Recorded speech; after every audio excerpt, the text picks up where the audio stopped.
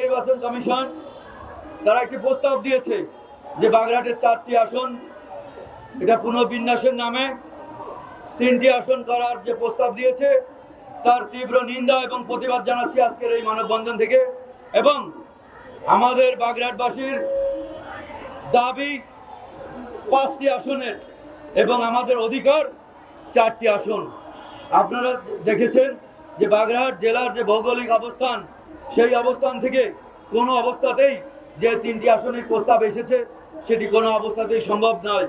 কারণ বাগেরহাট 1 আসন ফকিরহাট মোল্লারহাট চিতলমারি, 2 আসনে ছিল বাগেরহাট কচুয়া এবং বাগেরহাটের সাথে এখন জুড়ে দেওয়া হয়েছে রামপাল মংলার যে অবস্থান সেখান থেকে মংলাকে কেটে নেওয়া হয়েছে আপনার শরণখোলা মোড়লগঞ্জের সাথে। মংলার বর্ডার আছে আপনার খুলনার সাথে এবং সুন্দরবনের সাথে। সুন্দরবন আমাদের বাগেরহাট জেলার মধ্যে আছে, কিন্তু সেই সুন্দরবনে বিশাল একটি এলাকা আছে যেখানে কোনো, আপনারা জানেন এটি ম্যানগ্রোভ ফরেস্ট, এখানে কোনো জনবসতি নাই। আয়তনের দিক দিয়ে যদি জনবসতি চিন্তা করা হয় তাহলে আমি বলবো নির্বাচন কমিশন এটি ভুল করেছেন। আমাদের এই টেকনিক্যাল কমিটির কোনো ব্যক্তি নিজের উদ্দেশ্য থেকে করেছে, যে উদ্দেশ্য বাগেরহাটকে বিভক্ত করে দিয়ে দলযোগে ঠেলে দেওয়ার নামান্তর বলে আমরা মনে করি।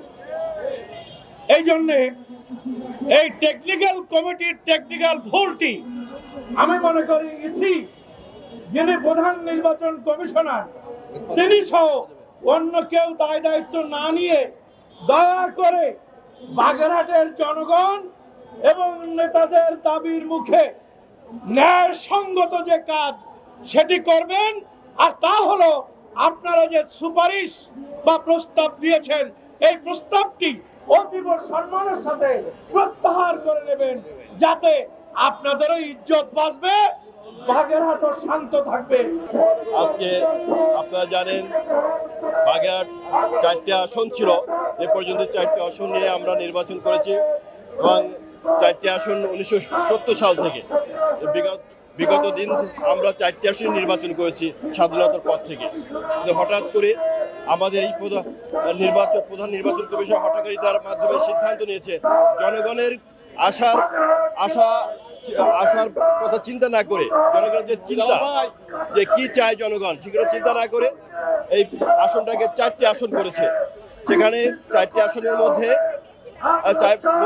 রামপাল মংলা 3 নম্বর নির্বাচনী 3 নম্বর আসন ছিল, সেটাকে রামপাল বা বাগেরহাট সদরকে দিয়েছে আর মংলা শরণখোলার মাধ্যমে দিয়েছে। একটা আসন কমে গেছে। বিগত দিনে ফ্যাসিবাদ সরকারের আমলে আমরা অনেক নিগৃহীত ছিলাম, আমাদের উন্নয়নের ছোঁয়া ছিল না। এবং আমি বাগেরহাট 1 আসনের সাবেক 2018 সালে ইলেকশন করেছি, আমি এখানে এসেছি, আমরা সবাই এসেছি, কারণ আমাদের বিগত দিনে বাগেরহাট কোনো উন্নয়ন হয়নি।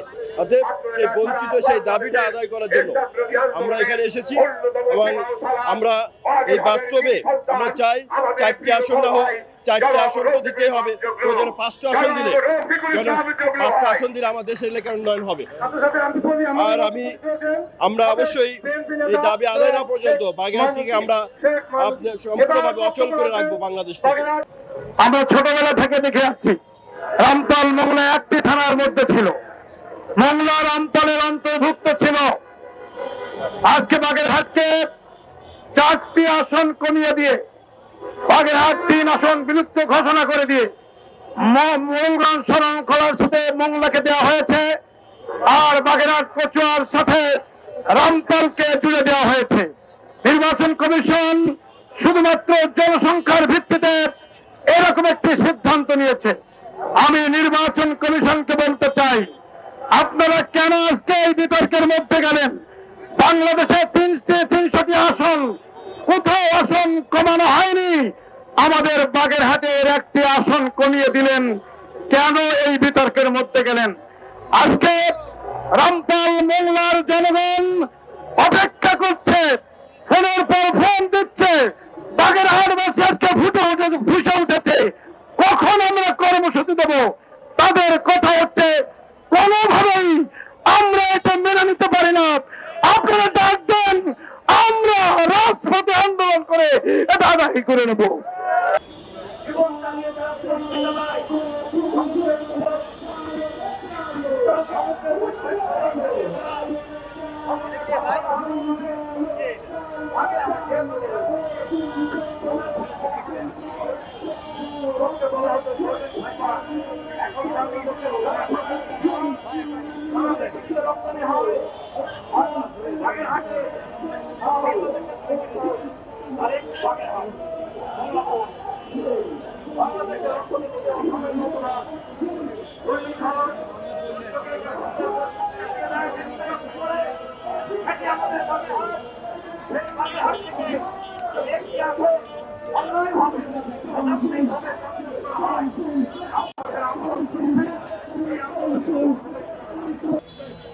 তারা সারা দেশের মধ্যে শুধুমাত্র বাগেরহাটের একটি আসন কমিয়ে দিয়েছে। আপনারা যদি মনে করে থাকেন যে বাগেরহাটবাসী দুর্বল, তাহলে আপনারা ভুল করবেন। বাগেরহাটবাসী দুর্বল নয়।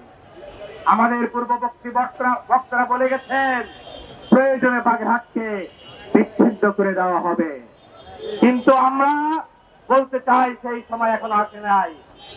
আমরা আশা করব সরকার এবং নির্বাচন কমিশনের শুভ বুদ্ধির উদয় হবে। তারা তাদের যে পূর্ব সিদ্ধান্ত, সেই সিদ্ধান্ত থেকে ফিরে আসবে।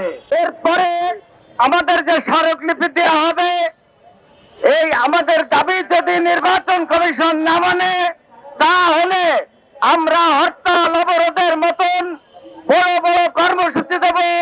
যেহেতু বাগেরহাট জেলায় সুন্দরবন অবস্থিত, মোংলা বন্দর অবস্থিত, অনেক মিল কারখানা অবস্থিত, নির্বাচন কমিশনের প্রতি আহ্বান না, অনতি বিলম্বে তাদের অধ্যাদেশ প্রত্যাহার করে বাগেরহাটে 4টি আসন পুনর্বহাল করতে হবে। আসলে আপনি জানেন যে দীর্ঘকাল থেকে বাগেরহাটে এই 4টি আসনের মাধ্যমে যে জনপ্রতিনিধি নির্বাচিত হয়, তারা বাগেরহাটের জনগণকে সার্বিকভাবে তাদের উন্নয়ন কর্মকাণ্ডের জন্য সহযোগিতা করতে পারে না। আমাদের দাবি ছিল বাগেরহাট এক আসনকে ভেঙে এটাকে আর একটি আসন বৃদ্ধি করা যায় কিনা জনগণের সুবিধার্থে। সেখানে সেটাকে বিবেচনা না করে বাগেরহাটকে আরও সংকুচিত করা হয়েছে, যার ফলে আমরা নিশ্চিতভাবেই দেখতে পাচ্ছি যে আগামীতে বাগেরহাটের যেই জনগণ আছে তাদের জন্য এই 3 জন প্রতিনিধি তাদের জন্য সাফিসিয়েন্ট না, তাদেরকে প্রপারলি সেবা দেওয়া সম্ভব না। এরই প্রেক্ষাপটে আমরা সিইসির কাছে, আমরা নির্বাচন কমিশনে ইমিডিয়েটলি দাবি জানাচ্ছি যে আমাদের এই আসনকে পুনরায় আগের জায়গায় ফেরত নিন অথবা একটি আসন বৃদ্ধি করুন। এখানে কোনোভাবেই 3টি আসন কাম্য নয়। আপনারা জানেন যে দেশের বিভিন্ন জায়গায় একটি থানার মাধ্যমে একটি আসন গঠিত, সেখানে দুইটি থানাকে ভেঙে কিভাবে আরেকটি আসন তৈরি করা হলো, এটা আমাদের বোধগম্য না। তো আমরা অচিরে আমরা দাবি করছি যে আমাদের আসন, আমাদেরকে 4টি আসন আবার পুনরায় ফেরত দেওয়া হোক, নতুবা আমরা সর্বোচ্চভাবে এই আন্দোলন চালিয়ে যাব। সমগ্র বাংলাদেশে খুলনাকে যেভাবে চেনে, সেই খুলনার যে ঐতিহ্য, সেই ঐতিহ্যর সিংহভাগই হচ্ছে বাগেরহাট। আর বাগেরহাটে প্রচুর পরিমাণের ভোটার। কেন, কি কারণে যে এই বাগেরহাটে 4 আসন কমায় 3 আসন করার সিদ্ধান্ত নিয়েছেন আমাদের ঠিক অবগত না। আমরা চাই আমাদের ঐতিহ্য, আমাদের গৌরবময় এই বাগেরহাটের 4 আসন আবারও ফিরিয়ে দেওয়া হবে। বলবো যে কোনো একটা কুচক্র মহল উস্কানিতে এইটা করা হয়েছে। আমরা এখানে এসেছি, আমাদের বাগেরহাট জেলায় 4টি সংসদীয় আসন ছিল, সেখান থেকে একটি কর্তন করে 3টি আসনের প্রস্তাব করা হয়েছে। আমাদের দাবি এই 4টি আসন পুনর্বহাল সহ বাগেরহাটে আরও একটি আসন যোগ করে 5টি আসন এর দাবিতে আমরা আজকের এই মানববন্ধনে উপস্থিত হয়েছি।